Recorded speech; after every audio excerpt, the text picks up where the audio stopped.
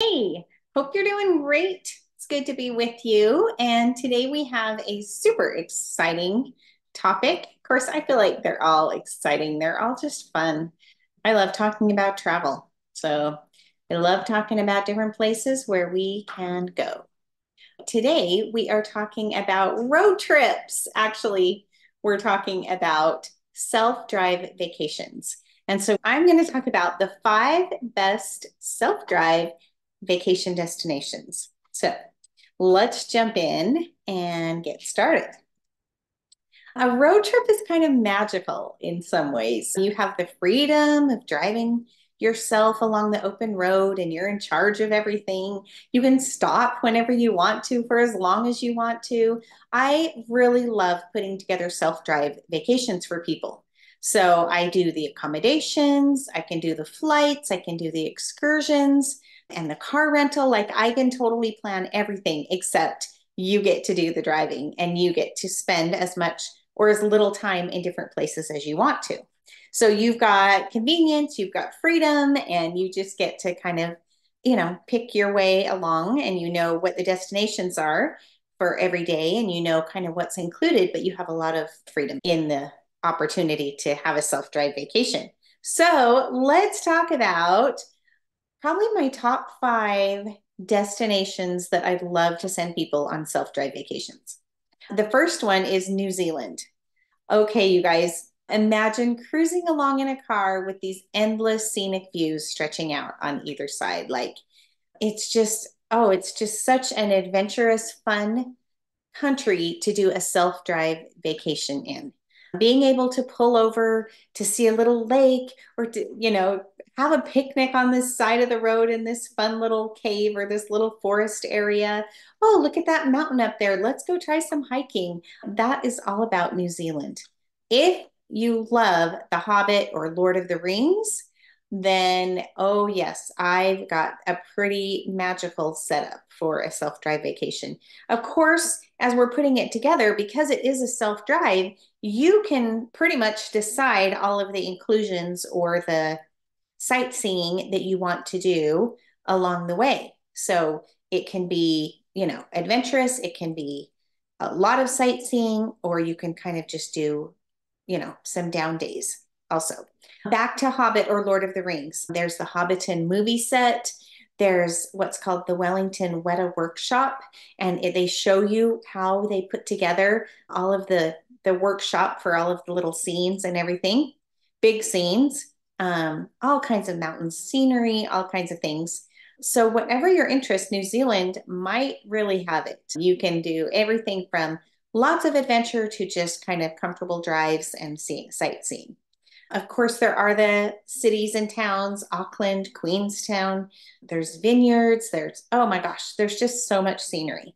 So I thought it would be fun to just kind of show you a sample itinerary for a New Zealand trip. Now, this is actually a trip that I have put together for some people. They haven't done it yet, but they are going to do it this year. I'm not going to go through every single step. We can do that another time, but basically they arrive in Queenstown and they're going to stay a couple nights there.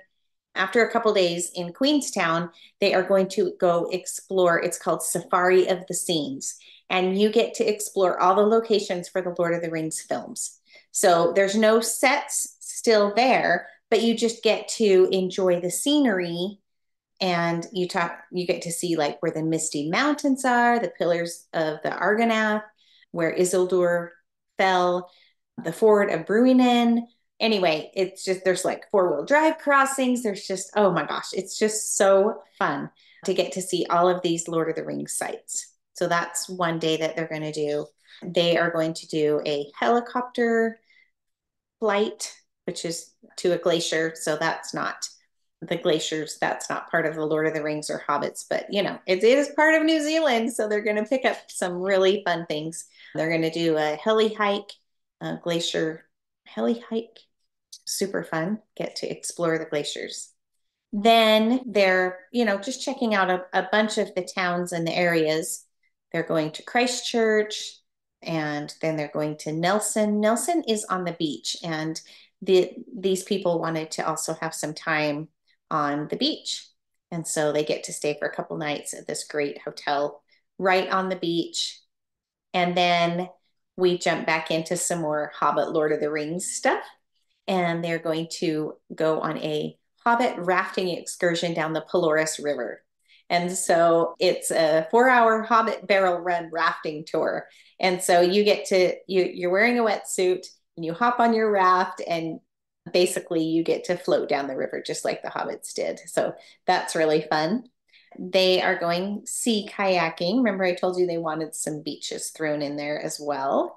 And then taking a ferry over to the other island. And there they are going to have a Middle Earth experience, a full day tour. So this is a full 8-hour tour, and they have lunch included, and they have like all kinds of filming locations, the gardens of Isengard, the River Anduin, Rivendell, the Mount Victoria Lookout, which is the Outer Shire, and the Weta Workshop, which I mentioned. So anyway, just so much fun stuff. And then they're going to wind up their trip by seeing the Hobbiton, by riding on the Hobbiton Express and seeing the movie set for Hobbiton. So fun. And then they will fly home from Auckland. So that is just one example of a really fun option that you could do if you wanted to go to New Zealand on a self-drive tour. So, okay, then back to our next location, which is a self-drive in Ireland and Scotland. So let's start by talking about Scotland. So history is all over the place. It seems to just like be around every corner, and there's just so much history all in Scotland. Coastlines, there's the locks that you can see, the castles, the glens, there's all kinds of fairy stories. Imagine starting your day like exploring ancient ruins, and then in the afternoon, you're just trekking through breathtaking scenery. And you've got all the stories of medieval Scotland and all along the way. Of course, in Scotland, you need to visit Edinburgh and Glasgow and Inverness. You can go to the Isle of Skye. Lots and lots of fun places to visit in Scotland. Ireland also, even though it's a small, compact country, it is such a treasure chest of experiences. Like there's Dublin and Galway, of course, and you've got to go to the Cliffs of Moher while you're there. There's this hidden gem called Adare, which is a little beautiful little postcard perfect village. And they have thatched cottages, and which kind of, are back to medieval times. There's also the Valley of the Two Lakes that you can visit. If you are a Game of Thrones enthusiast, you can drive across the border to Northern Ireland and step into the Westeros at Castle Ward and the Dark Hedges of Armoy. So there's all kinds of ideas and things that I can put together for you if you are a Scotland or Ireland fan. So I'm going to just jump over to a Scotland trip that you could take. You could fly into Dublin. So you'd fly into Ireland and take a delicious Dublin food tour that evening, which goes all through the Dublin area, but focuses on the food scene. So local shops and foods and everything. Then you'd pick up your car and drive to Killarney and stay a couple nights in Killarney. And while you're in Killarney, of course, you would do the Ring of Kerry tour in Killarney, and then do a lot of sightseeing around Killarney. But then after a couple nights in Killarney, you drive to a place called Newmarket on Fergus. It's about 2 hours away. And there I could have you stay at Drummelin Castle. And this is so fun. So you would actually be staying in a castle there in Ireland. While you're there, of course, you'll want to explore the Cliffs of Moher and see those beautiful sights. And then I can even hook you up with Drummelin Castle afternoon tea. So a traditional tea that they have there in Ireland. So then you'd go back to Dublin, fly over to Edinburgh, and stay a couple nights in Edinburgh and do all of the fun things, of course, tour Princess Street and do the fun things in Edinburgh. But then you also could take a day tour out and explore Loch Ness and get to see Glencoe and Perthshire and Forthbridge. Anyway, lots of fun things out at Loch Ness and in that area. And then after Edinburgh, you could spend a couple of days in Glasgow and kind of use Glasgow as your home base. And from there, you could visit Stirling Castle, Loch Lomond, and you could even take a little day cruise out on the lake, on the loch. And so that would be super fun and get to see Stirling Castle and all of these fun sightseeing things. So then that pretty much ends that trip. And that is not a super long trip. You could even, make it longer. You could draw it out and see a lot more things, but that's just kind of a shorter option, like an 8 or 9 day-ish trip. So it's not even as long as some others could be. So that is Scotland and Ireland. Let's jump into our next location for a self-drive trip, and that would be Iceland. Oh my goodness, you guys. The land of fire and ice is what Iceland is known as. And you just have to pull over and look at the amazing views. You're going to want to stop, like not just every 5 minutes, but maybe like every 2 minutes or 3 minutes to see all of the sights and how amazing Iceland is. So Iceland has this main road. It's called the Ring Road. And it's a great highway. It loops around the entire country. And so you can spend as much or as little time in these different areas going all around the Ring Road.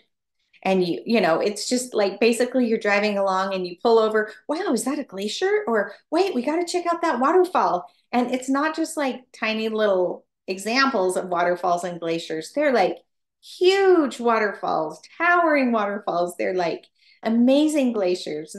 But they also have beaches with black sand that are left over, the volcanic rock. And anyway, so Iceland is amazing for a self-drive vacation. There's really only two ways to see Iceland, and that would be like a motor coach tour, so like a kind of a guided tour, or a self-drive. And I totally recommend a self-drive. It's just a great way to go. Okay, moving on to Switzerland. If you like the idea of navigating your car along narrow, twisty mountain roads, and there's a long drop on one side, then I might recommend Switzerland by car. It's a pretty great way to go. So imagine the windows down, you've got crisp mountain air coming into the car, and there's just jaw-dropping beauty every time you turn around. The cities in Switzerland are wonderful too. They are just treasure troves of history and medieval towns, the cobblestone streets and historic buildings. Like it's just so beautiful, so amazing. Don't forget about the alpine trails, hikes around, crystal clear lakes, mountain peaks that touch the sky. You can take a gondola ride and go up to a ski resort. Oh, it's just so beautiful. Driving through Switzerland is like driving through a painting. So I wanted to just share a quick possible Switzerland itinerary. This is one that I put together for some clients, and it's pretty great. Basically, you could fly into Zurich and then start right off. You could stay a night there, but then start right off by driving to Interlaken. And basically, you're just driving through all of these fun areas and towns in the Swiss Alps in this vacation. So you stay in Interlaken and you get to go on this Jung, which is a really high mountain, it has the highest railway station in Europe. And there's a glacier up there. It's called the Aletsch Glacier, the longest glacier in the Alps. And so you get to see that. And then from Interlaken, you'll go to Montreux. And there's beautiful lakes. There's this Lake Thun that you'll see there. And just beautiful, beautiful scenery, chateaus, there's tunnels, Lake Geneva. Anyway, really beautiful scenery and imagery along there. From there, you'll go to Zermatt. And of course, Zermatt is a beautiful little town among the Alps. From Zermatt, you can take a Glacier Express train. And go for a ride to St. Moritz. So you can go back and forth on the train, and it's really cool to go like through the Rhine Gorge and to just go to St. Moritz. And then you'll go back and pick up your car later. Lugano is another town to visit. And from Lugano, I recommend doing the cogwheel train ride in Lucerne and seeing the Alpine Sensation and the Ice Palace.